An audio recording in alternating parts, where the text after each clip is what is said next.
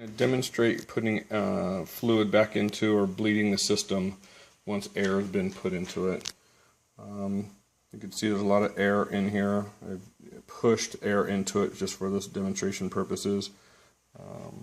And so now what I have is a little Nalgene bottle with a tip on it, and another Nalgene bottle for excess material, as well as a small little FEP tubing that will be put into the distal port. Go back a little further. Okay, so pushing the tubing in through the seal, and then making sure your bottle is upside down when you push it all the way in through the seal. You want to make sure it's upside down so you don't inject any more air into it.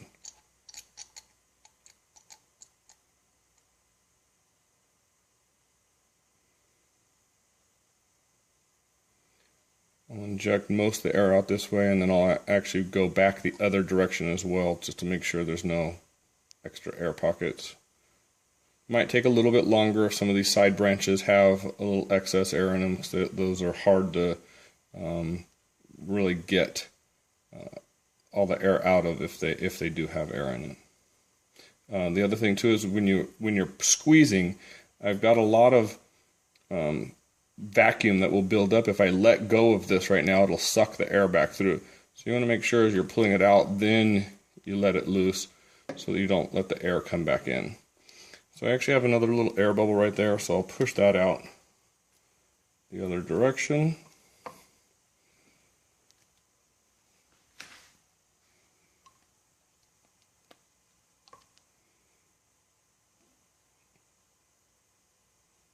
You can see there was some extra air that was trapped in the aortic area.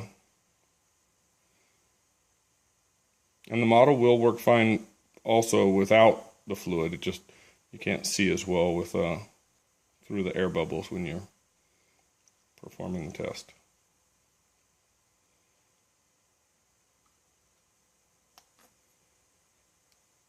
And also, once you're done squeezing, you kind of see I've pulled it out, but it's still going back to normalized pressure. So we've pressurized the system a little bit, and so when you put your guide in, you don't want it to all of a sudden squeeze out through there. So let the system go to atmospheric pressure before you pull this tube out.